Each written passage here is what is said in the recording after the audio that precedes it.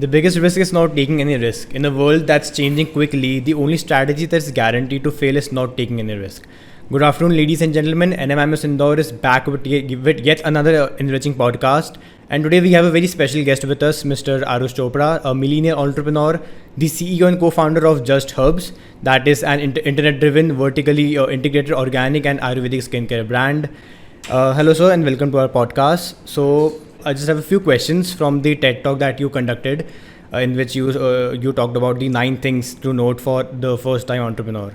So I just have a few questions from the 9 lessons that you gave. I mean, the first lesson that you talked about was the right time to start was yesterday, and the next best time to start is now.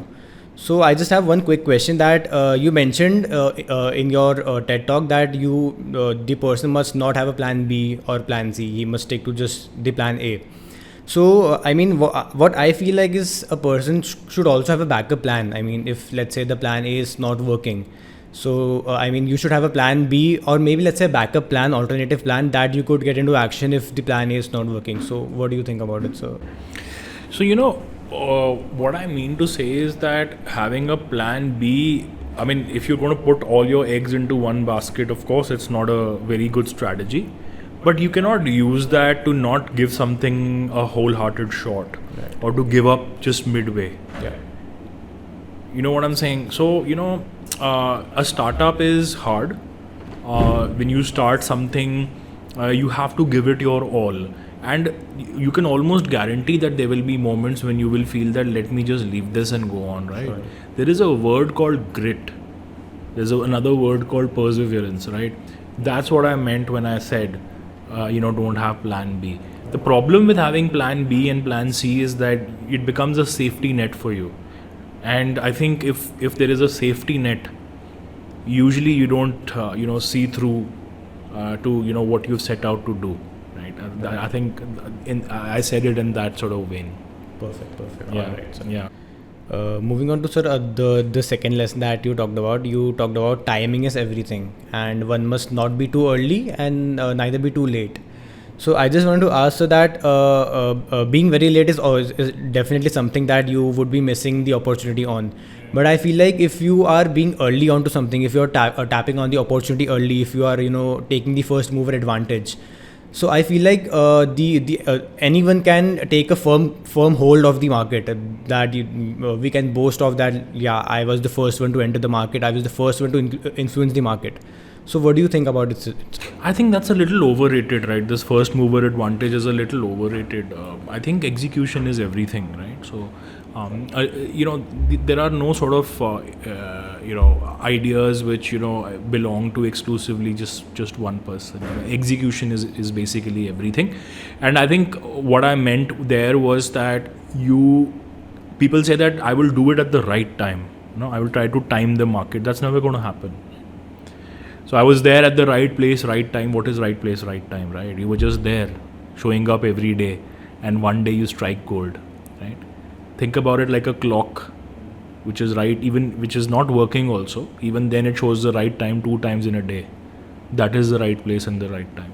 But how to know that this is the right time? I mean, this is the moment that I have to enter the market. This is the moment, this is my time, this is the... See, if you're going to build something thinking that I'm doing it for financial gain, or I'm going to swoop in and make a lot of money because I'm entering it at the right time and all that, I think that's not how big sort of or big businesses are normally built, right? I think you have to be driven by what you are doing, right? If you truly believe in it, then it will not matter to you that what time it is, right? Every time is the right time if you really believe in what you are doing, if you have the perseverance and the grit to continue doing it. Moving on to the next lesson, sir. So you also talked about that one must grow thick skin and you need it daily. So my question is that you mentioned that during your journey in Just Herbs, you mentioned that there were 2 venture capitals that turned their back against you. I mean, you entered into the agreement, but still at the end they just backed down. So I wanted to ask that how you dealt with that situation. I mean, it's a saying that संयम हमेशा बनाए रखना चाहिए, संयम नहीं खोना चाहिए. So how that is something that when I heard about this, that is something that was that to me was very shocking. That agreement bhi ho gaya, and then at the end they are backing out. So how did you? So I was pretty devastated, to be very honest. I'm not going to mince my words. I think for 10 odd days I didn't even step out of the house, and it felt as if all the zeal, all the enthusiasm to build our venture had actually escaped our bodies, and we felt worthless, right? And but I think now when I look back in hindsight, and after having spoken to other entrepreneurs and all that, I think it happens all the time. I think it happens to a lot of people. It's a part and parcel of being an entrepreneur. You will find people who will do that to you. But in that very moment, I have to say it is very difficult to deal with it, and which is why I wanted to talk about it. Right? Not many people talk about these things, but I wanted to talk about it because if anybody listening out there has gone through a similar experience, they should take care of their mental health and not sort of get bogged down by these setbacks, because you just need that one win. Okay, you just need that one yes to choose that right partner for yourself, and that will happen, right? You just have to keep going at it. So at that time, did you think of any other alternative life? Did you think of any legal action that you could have taken? Because not at all, right? I mean, that was the last thing on my mind. You know what? I mean, fundraising anyway takes you so much away from your real work, which is to build your business, and the last thing you want to do is speak to lawyers after that, right? I mean, yeah. But still, I just wanted to ask that what is that fine line to draw that isse upar that I just can't able I won't be able to take it. That fine line between the taking that thing and just going all out and saying that I won't be able to tolerate. So how to draw that fine line? So are you asking me when is it that you really think that now I've got a beef with this guy, now I'm not going to spare him? Yeah, definitely. I just wanted to ask. So I think, when you are running a venture and when you have a team and you have a common goal that you are trying to achieve, right? It's not about you and what you feel, right? You've got to do what is right for the business, right? So there are many times, and not just with, while fundraising or with investors, but on a daily basis, there's a lot of things that you don't sit well with you. But then you have to look at the larger picture and see, is this more important than the business, right? Is this right for the business? And every time if the answer is yes, then you go ahead and do it. The answer is no, then you don't do it. So, wasting our energies, putting us, selves through the, whole turmoil of pursuing something legally is not probably the most efficient use of our time, especially when our, time is a very finite resource and we have very little of it. Why would we want to do that, So that sort of maturity has to be there. And I'm glad that we took the right decision then. So you also mentioned that entrepreneurship is a team sport and one must build an A-level team. So I personally don't quite relate with this quote, because I am the sort of person who likes to work alone. I am up for suggestions, I'm up for all the things that my team would advise me, but still I wanted my own element. I want my own element in anything that I do. I want things to be on my own. I want things to be sorted according to me. So if this is the mindset of a person, so how does he work in a team? Do you watch sports? Sports, yeah. So there is a point in your career when you will hire all-rounders, right? And that's probably also the time where you are the center of everything, right? If you really want to win the match, you'll need a specific talent. You'll need a spinner. You'll need the best goal, the wicket keeper. You'll need a best opening batsman, right? उसको बोल के देखो कि जो मैं बोल रहा हूँ वही तू करेगा, right? That's not what a captain does, right? So I think, although you started it all, right? But at the end of the day, you become a coach. Your job then becomes to make sure that your team is performing well. And if you really want your startups to scale up, I mean, you can be, where you are and be the center of the universe and feel cool about it. But if you really want to scale your venture, it's not going to happen without a team. Okay. And I've experienced that firsthand. And I don't think any entrepreneur out there who's, been through the rigmarole of building a venture would disagree. So next up, I have a few specific questions regarding Just Herbs. I mean, so I just want to ask, what role does networking play in the journey of young entrepreneurs? I mean, and what strategies do you recommend for building a strong professional network if you are starting a brand of your own? Initially, what strategies would you suggest to employ? Yeah, I think this is just my own opinion. I think networking and all that is overrated. Yeah. I mean, I know a lot of people who have built from India's tier 2 cities, right? I built it from Chandigarh, right? There is no ecosystem. I mean, there is a small one now, but when we started, there was nothing there, right? I mean, we were just putting our heads down and working. I think we live in an age where if you're building something of value, no, people just come to you, right? We live in the age of LinkedIn and Instagram, right, where people do DM you, right? So I think networking is a little overrated, and I think building valuable businesses is underrated, right? So I think startups are celebrated a lot. It's a good thing, but then there is no substitute for putting in the hard yards. You really have to, put your head down and work, achieve product market fit, and then doors will open eventually. So to that extent, I think networking is a little overrated. But could we say that we could take networking to our own advantage? I mean, if I have good connections with, let's say, my suppliers. Look, I mean, see, we met here, right? We meet over drinks at a party when we exchange cards. And if you come to me asking for business, right, I'm not going to work with you if I don't find value in you, right? So I think exchanging cards is no substitute for showing value. And when you are building value and you put it out there, right, I will come chasing you, because if I'm looking for that, I'm ready to do business with you, and I can see, and through word of mouth, and I'll ask people around, and they tell me that you've built something of value, and there's a good fitment. I will seek you out. I am basically a firm believer of that. Let your work speak for itself, and that is the best form of networking, right? The real networking is the word of mouth that spreads when you do good work. Next up, so I want to ask if you could share any mentorship experience that have influenced your entrepreneurship journey, that have influenced Just Herbs journey, and the importance of identifying a mentor. I mean, what role does a mentor play in starting off your venture? So I think I have several mentors here. I mean, some of them not even physical human beings, right? I try to draw inspiration from a lot of things. I mean, you might laugh at it, but my dog, when I was preparing to come for this trip to Indore, I opened my suitcase and she jumped and she sat inside the suitcase, because she's always ready to take up a new challenge and a new adventure. She loves stepping out and going to new and interesting places, and I think that should serve as a reminder to every entrepreneur out there that the journey is very, very important, right?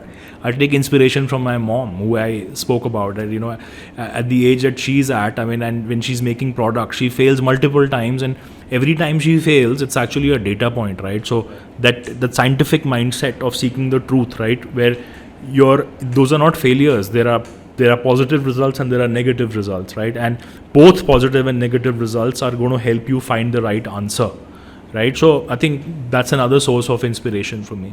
I take a lot of inspiration from sports also. I'm not a sports buff, but I think I have a lot of respect for athletes and the kind of determination and the kind of hard work that they put in day after day,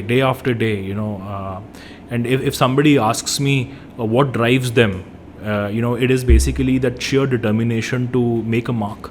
I think so. Multiple sources of inspiration, and I think inspiration is really all around us, right? You just have to kind of imbibe that inspiration from various walks of life. So if you're an entrepreneur, you could look for inspiration in several other professions as well.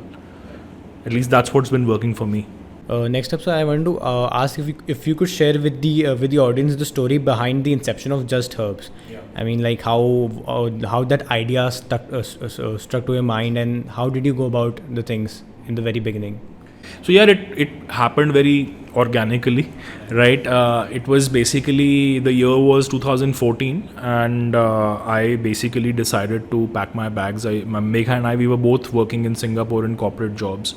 And we decided that we thought that the place where we're living, these island nations, and we talk about high demographic dividend and young populations and fast growing economies, and we're like, if you take 2 or 3 of these islands together, there's probably more people in Uttar Pradesh back home, right? So what are we doing here let's pack our bags and go. And parallelly, what was happening is that my mom, she happens to be a biochemist who, won 6 gold medals while she was at university, but could never do anything with her education.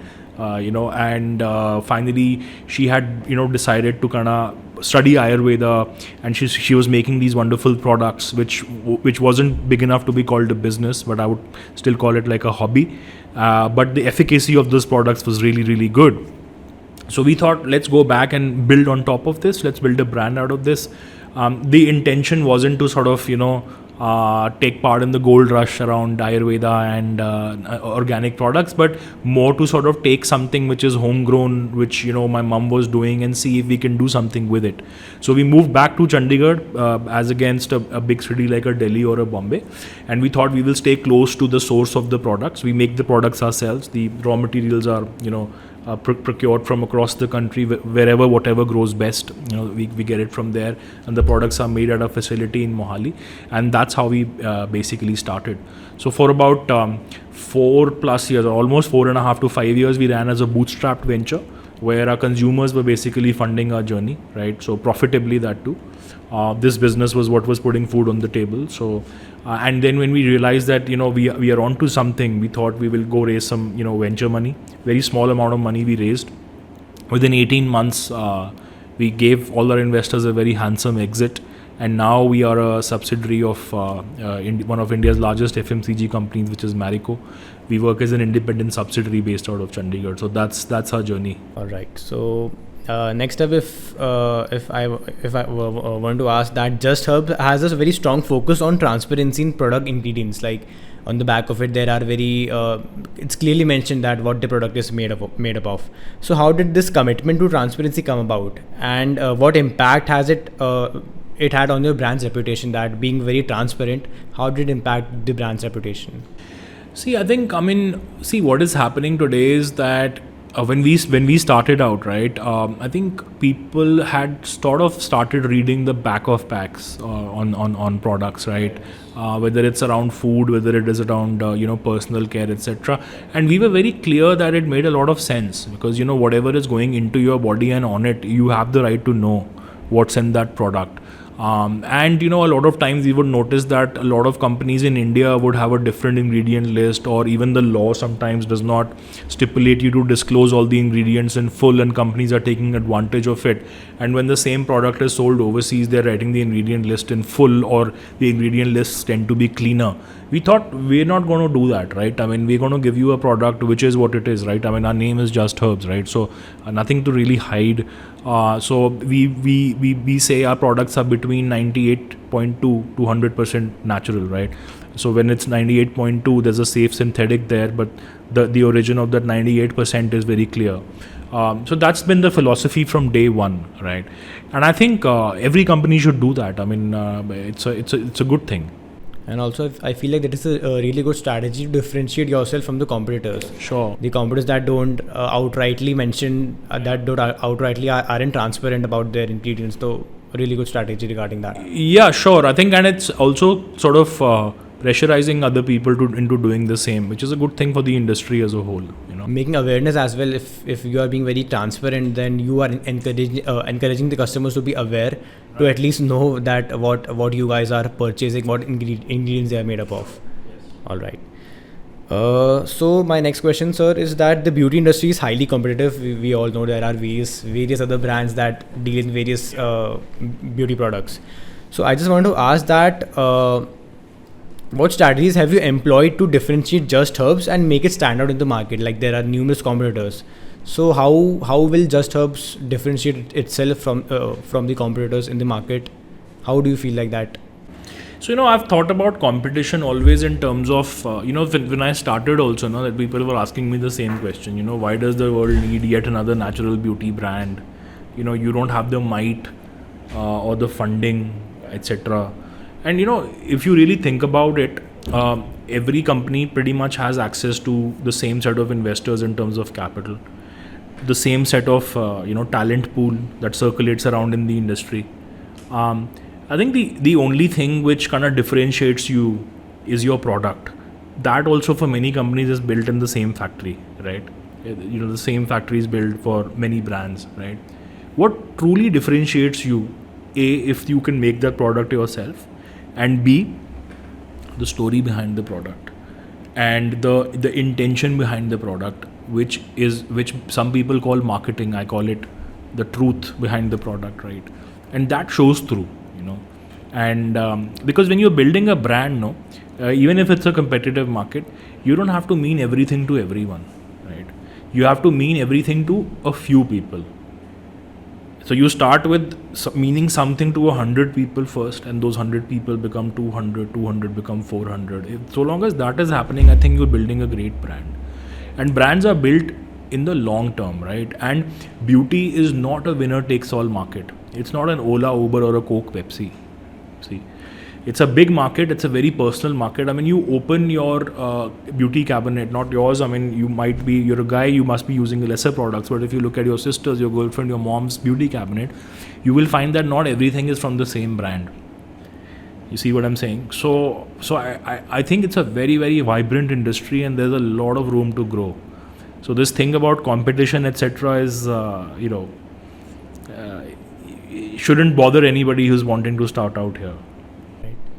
So do you feel like targeting a niche sector, a niche customer sector could be one strategy that maybe a firm could apply rather than targeting all the customers in the market? If you are focusing, it always should be, right? I mean, I think to build a brand, that's what I'm saying. You cannot mean everything to everyone. When I say you have to mean something to a very tight set of people, the other way of saying it is a niche. You see what I'm saying? So I'm talking to women in a certain age group who care about what's in their products, who are looking for cleaner options in their makeup, right? So I'm not really talking to men, although men do end up buying our products, but they're not the core audience for us, right? For example. All right, perfect. So also Just Herbs is also known for its Ayurvedic approach, that it's basically organic and it's Ayurvedic stuff and all. So how do you balance traditional wisdom with modern innovation in your product formulation? Like Ayurvedic formulation is a bit different, and various companies, they implement various modern formulas. They have, let's say, chemicals they use. So how do you go about this thing? So when you go to Starbucks, have you seen a drink called turmeric latte? You have, right? That's haldi wala doodh, isn't it? I mean, yeah, that's haldi wala doodh, right? Yeah. Not fancy, right? So it's haldi wala doodh. Haldi wala doodh traditional, turmeric latte modern, or fancy, as you may call it. And I think that's what people your age will relate to, right? I think Ayurveda had this problem. So I think Ayurveda has become too old-fashioned for young people, the Gen Z and the millennials, to be able to relate to it. But it's fascinating. It's a 5,000-year-old science. So we thought this is the opportunity for us to connect the two. And I thought we had the right to win here. Why? Because the soul of the brand, which is my mother, she's actually a woman of science. She's got 6 gold medals whilst at university when she studied biochemistry. And then she studied Ayurveda. So a lot of people look at, science and Ayurveda as two sort of conflicting disciplines, right? One is better than the other. We've had these debates during COVID also. A person like my mother sees similarities between the two, right? So when you're making a product with that approach, right, and making it for a young millennial audience, right, I think that's what puts you in a completely different orbit. Even to your other question around, what differentiates you, etc. I think this way of thinking, which kind of percolates down to how we think of making products. I'll give you an example. So, we're making a lipstick with ghee and with sesame oil. We're making an eyeshadow stick that women, use on their eyelids, and we have, an Ayurvedic kumkumadi oil in it. Who said that, Ayurveda has to be boring, right?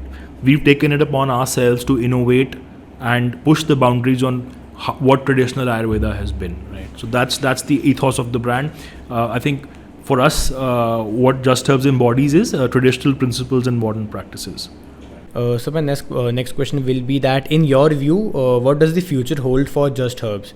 I mean, what exciting developments do you plan to give to your customers? What exciting, let's say, products or any other thing that you would like to reach out to your customers for?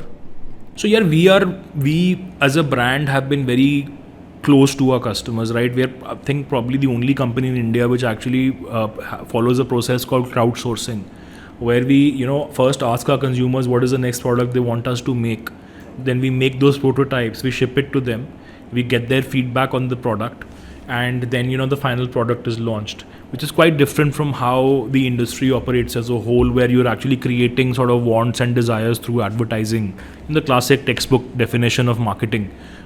We say what is really missing in that whole deal is the voice of the consumer. Do people actually want that? So we made about 5-6 products in that way. I think 95% of those products are actually bestsellers. We will continue to do that, right? And the overall vision for the brand is that we are here for the long haul. I think I want Just Herbs to outlive myself, Megha and Nina, right? The brand is bigger than us. The brand is bigger than the products it makes. And I think the future holds a lot, especially because the definition of beauty is changing now, right? It's a 360-degree approach that we are looking for, right? Perfect. All right. My next question, sir. So many entrepreneurs and aspiring business leaders, they listen to our podcast. And what advice would you give to someone who is looking to start their own beauty or wellness brand? Any initial advice that it could help them? The advice is twofold. I think just get started. The timing hasn't been better. And the other thing is, please don't give up, right? Just keep at it. Perfect. So this brings us to the end of our podcast. So it was a pleasure talking to you, and thank you so much. Thank you.